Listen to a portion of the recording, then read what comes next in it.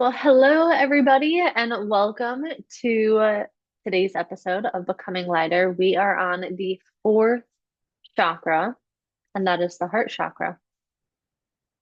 If you have not yet listened to some of the prior videos, I suggest go back, listen. We began with an introduction. What in the world are chakras? What do they even mean? And then from there, we journeyed from the first energy center all the way up to today, which will be the fourth. Before we get into some of the specifics about today's energy center, I want to give you a large view of this journey that we've been on. I still suggest go back and listen to each one individually. But we began with the foundation. We began by laying the groundwork, by putting the seed in the soil. That was our root chakra. The first step, the first starting point of creation. And then from there, we evolved into the sacral chakra, which is the first point of separation. That's when we start to relate to other. There becomes the difference between self and other. We are no longer in that state of oneness. And that sacral chakra energy was very much the child, the playful energy, the creative energy. And from there, we journeyed into the third chakra, which was the solar plexus. That was last week. And that is all about individuality, all about strength, autonomy, power. And if we look at this from the lens of, say, a human from birth, moving through adolescence, through puberty, gaining this sense of confidence and individuality last week in the solar plexus, well, now the energy rises into the hearts. And after this, last week I also talked about victory or this new sense of confidence. Well, now we arrive at, we can say, a state of gratitude, the state of higher connection or higher feeling. And I'll explain a bit more about that in a moment, but if you're looking at the screen here, we're seeing lots of trees, we're seeing this color green. And then when the heart chakra is vibrating in a healthy and a harmonic state, you guessed it, it is the same frequency as the color green that you're looking at right here on the screen. So anytime we are out in nature, surrounded by greenery, doing any type of gardening or plant work or eating our green veggies and herbs, that is all supportive of this heart chakra. You're probably going to see my hands keep coming back here as I talk about it. I also said that this is the center of higher feeling. What do I mean by that? Well, when we were in the sacral energy center, we were talking about that being the center of feeling. So now you're like, okay, Ariel, that was the center of feeling. How is this the center of feeling? It's a higher feeling. So when we were immersed in those sacral energies, we spoke a lot about pain versus pleasure. And if I could differentiate the feeling, the connection of the heart energy center, I would say it in two words. It is tenderness and bitterness, or love and fear. And I know you know what I'm talking about. If we are speaking of a spouse, a significant other, a friend, a soulmate, a child, a parent, who can define love? Can any of us really define it or put words on it? We can't. So I'm going to do my best as we talk about the center of love, knowing that words are limiting. So when we look to this heart chakra from a physical point of view on the human body, we're talking about the thoracic spine. We're talking about the rhomboids, those muscles in your upper back, your rear deltoids, your shoulder joints, your pectoral muscles, your breasts, your nipples, your cardiovascular health, your respiratory health, your collarbones. Anything in this region is related to the heart chakra. So just as we've done in every other week, I would pose the question if there is pain, stiffness, tightness, injury, disease, dysfunction, anything going on in this region, the attention is being called towards this frequency of the heart chakra. So that requires some introspection on your end. What does that actually mean? How does that show up in your life?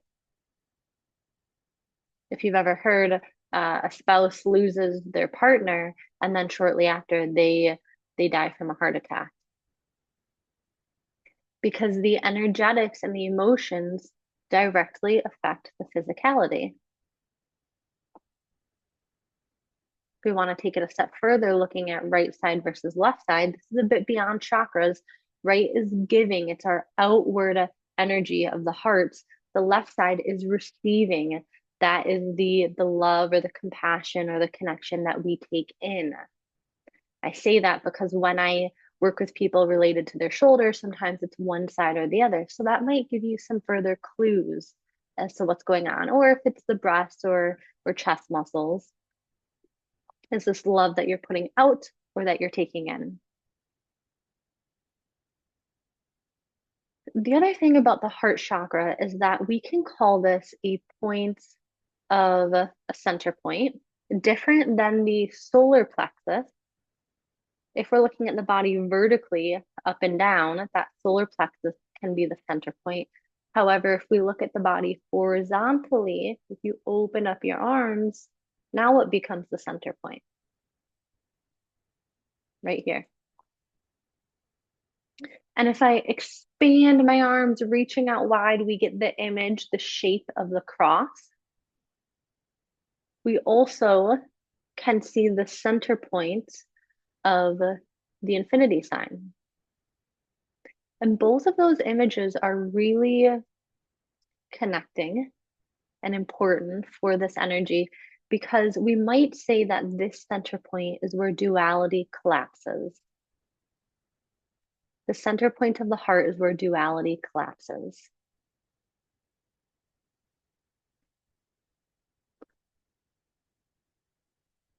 So I'm sure you can reflect back, think to some big experiences in life where something felt bittersweet. Earlier, I said bitterness and tenderness.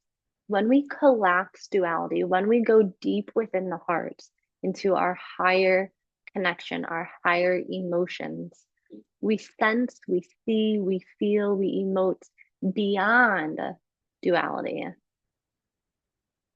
In other words, we're no longer restricted by just the bitterness of heartache or just the tenderness of new love. When we collapse duality, we can feel everything and all at once, or see from that lens, or understand from that lens.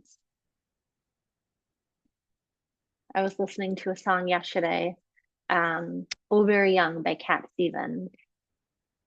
And I said when the song came on, this gives me, how did I say it? This gives me quite a mix of emotions. And Phil said, well, what do you mean? What kind of emotions?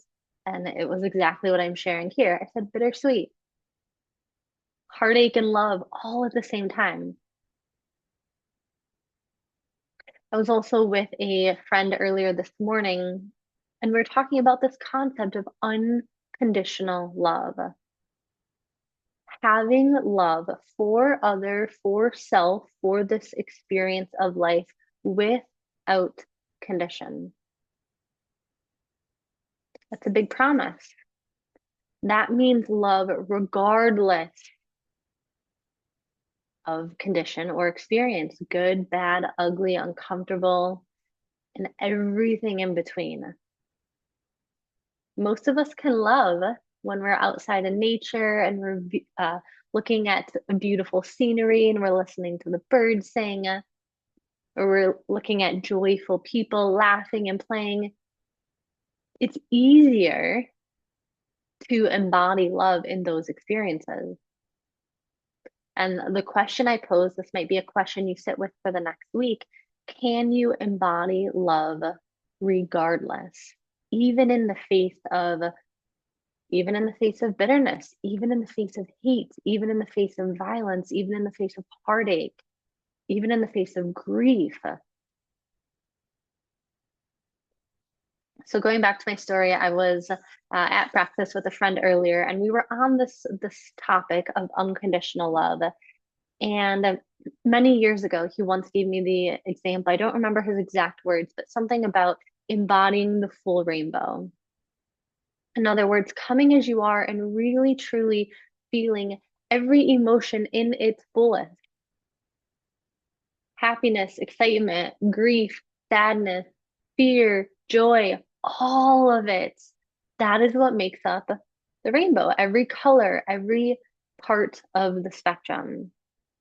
And that is when we see that infinity sign or that cross collapse.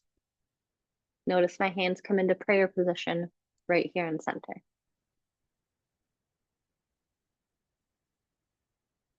So I'm giving you a lot of emotional right now. But again, coming back to the physicality of the body, these are your clues if there's an injury or disease. And by the way, it doesn't necessarily just have to be an injured shoulder. High blood pressure, hypertension are diseases of the cardiovascular system. So if you're taking a pill every morning for something like that, tune your awareness to this energy center.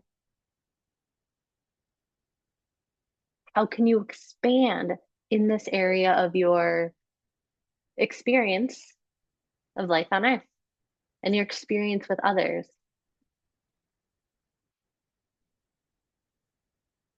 I also use the word connecting. So we've just risen out of that state of individuality in the solar plexus. And after gaining individuality, after realizing that inner confidence, well, now coming into the heart, you versus me, different than that sacral, you versus me, we come together. Once again, there we have it, the collapse of duality. So whether we're looking at the right and left side of the infinity sign, whether we're looking at the right or left side of the cross, or whether we're looking at the you right side of a conversation, me left side of a conversation, when we converse, when we hug, when we kiss, when we speak, when we make love, whatever it is, we come together in unity in heart and mind and thought and expression and body. There's the collapse of duality. And that is why it is such a difficult energy to use words with, because when we come to that center point, that point of oneness, that point of unity, everything I speak with my words is ultimately to meet you in center. But my words in and of themselves aren't that point. Okay, now she's talking out there. Final thoughts before we get into the meditation where you can actually feel and experience this energy. I mentioned green.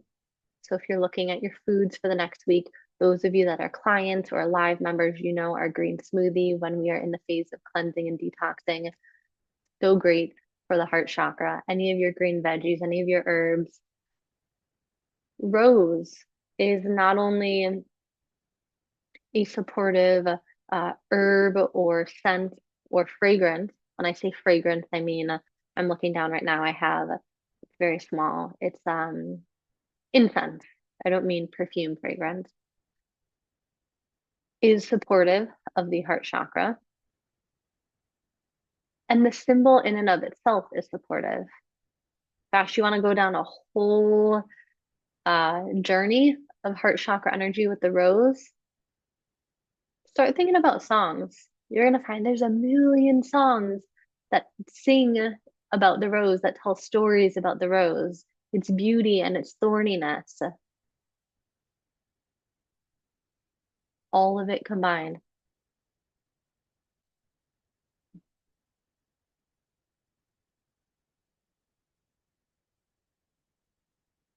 I mentioned our lungs. I'm going to come back to that again for a moment. Again, those of you that are clients or live members, you know that we incorporate certain types of breathing in every program we do. And you're probably very tuned in at this point. Even if you're not a member, you might just take notice. If you've never done these exercises with us, you might just take notice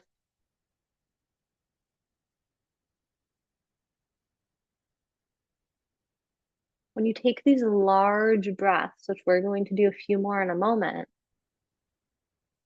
Does it feel restrictive? Does it feel expansive? Do your lungs feel open?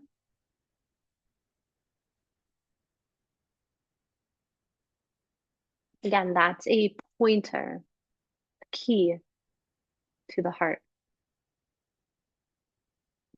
Home is where the heart is. I could spend a whole lot longer talking about that. Your physical home is a mirror, a reflection of the heart. I can't tell you how many times I've worked with clients that are buying a new home or remodeling their new home or redecorating their home, and it perfectly aligns with what's going on either in their spiritual journey or with something physically happening within their body in this heart chakra region. It's all connected. It's all connected. So, with that, to beyond all of my words and explaining of this energy, let's get into it.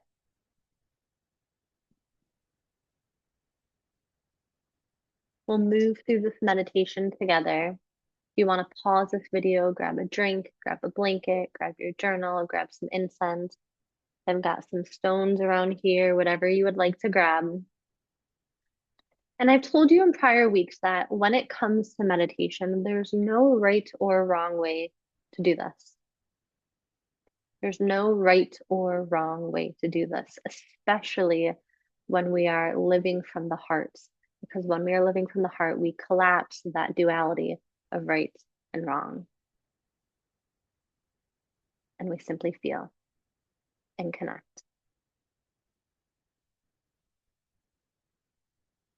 So, in connection, this isn't necessarily you and I connecting, it's you and you connecting, or you and God, or you and spirit, or you and the universe, however you describe that. In this connection, you can choose to do this seated, standing, lying down, however you prefer. I personally like to do these meditations for the heart chakra with an open arms position. I feel very expansive in my chest and heart. So I'm going to do this in a lying position. And by the way, final thing I'm going to share here. If you do have a challenge in this area, an imbalance, a disharmonic frequency, a symptom in this area, a pain, give some hugs. I think hugs are so underrated. When I was growing up and, girlfriends would be at my house, we'd all be hanging out together. My mom, I don't know if she read it in an article or if she made it up one day, but she would just barge in the room full of preteen girls and she'd say, "You need 8 hugs a day to be happy." And all of a sudden we'd just have a hug fest. I worked for the company for Paul Mitchell for years. We would go out to big cities with signs and we'd give free hugs. I'm sure you've seen the movement. There was a guy all over YouTube holding up signs, free hugs, the power of a hug. So that is your first bit of homework. I'm going to prescribe when we finish up today. Go give someone a hug. Give yourself a hug. In the meantime, go ahead and get yourself into a comfortable position.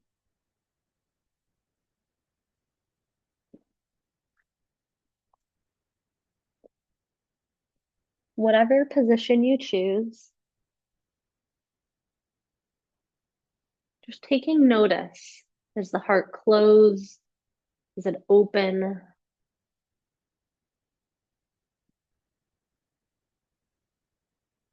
Does it feel tight? Does it feel cold? Does it feel soft? Does it feel warm?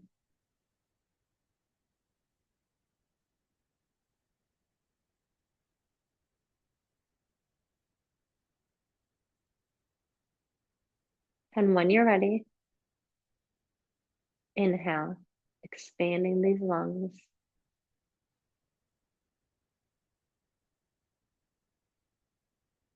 Exhale.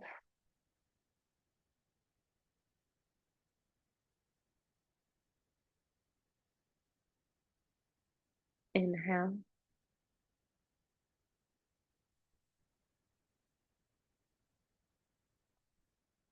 Exhale.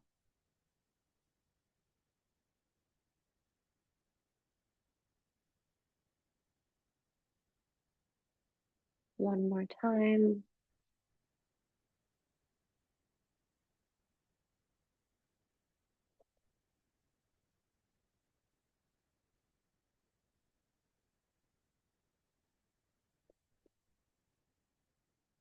And allowing the breath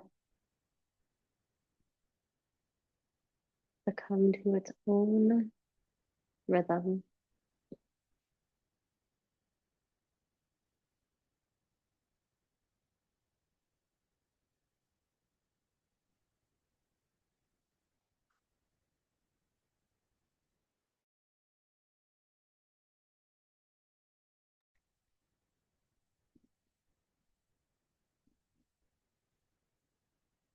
Just observing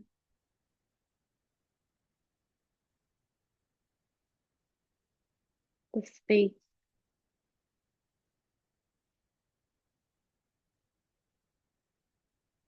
in the center of the chest.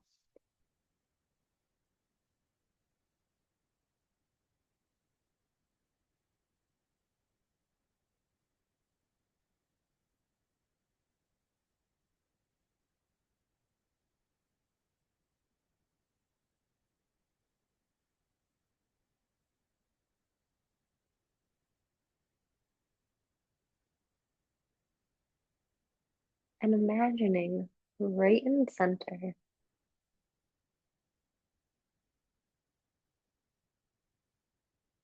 is a spiral.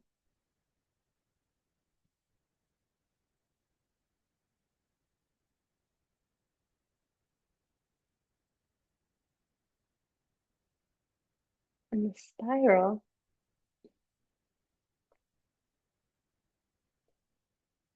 is almost neon. It has a shine and a radiance of green light.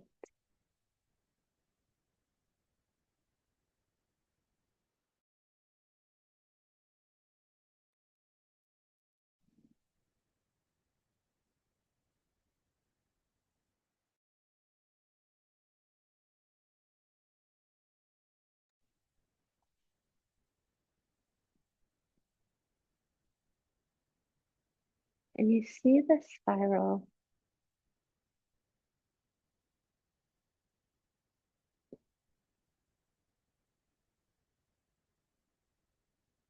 spinning down and around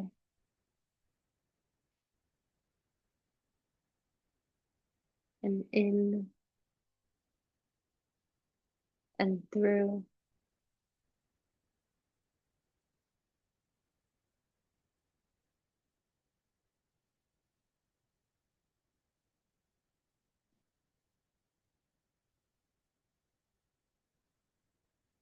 And like a cyclone, it draws all into the center point of the chest.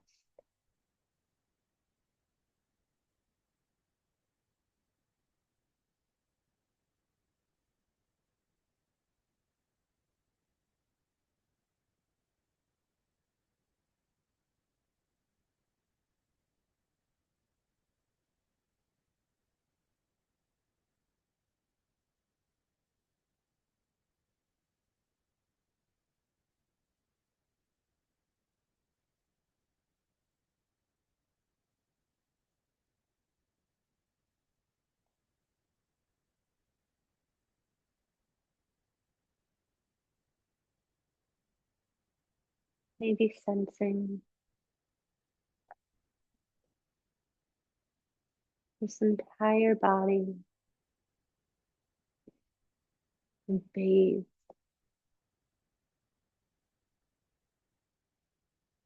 in this warm, loving, green light.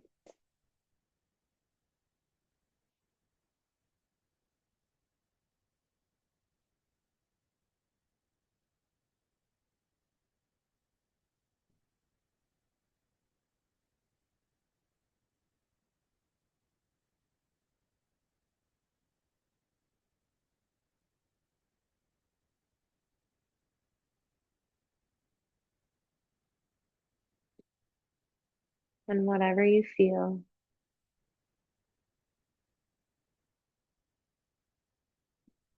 whatever you sense in this chest,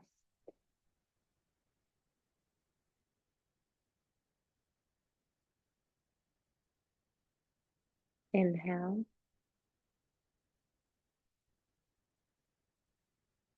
exhale,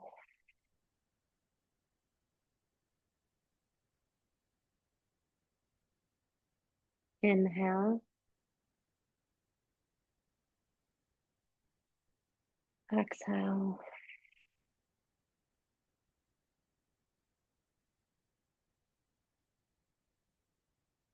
inhale,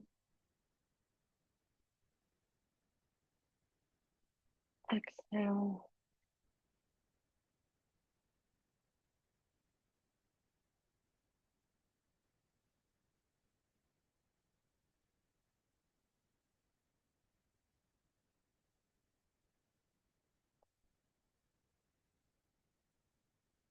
and then when you're ready, if your eyes were closed, you can begin to open them.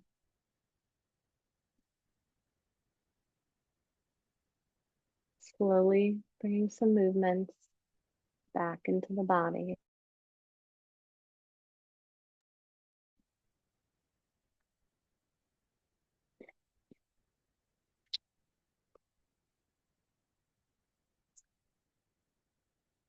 I had a mentor that once told me, in every moment of our day, every moment of our existence, we are either operating from love or fear. That simple. When we're forming beliefs, when we're making decisions, when we're taking action, we're doing it motivated by love or fear of something else. So, with this in mind, I encourage you to pay attention over this next week. Go give someone a hug. If it's more than one hug, great. And contemplate the center point. Even if, even when you are faced with adversity or discomfort or challenge, can you choose love? Will you choose love over fear? Have a great week.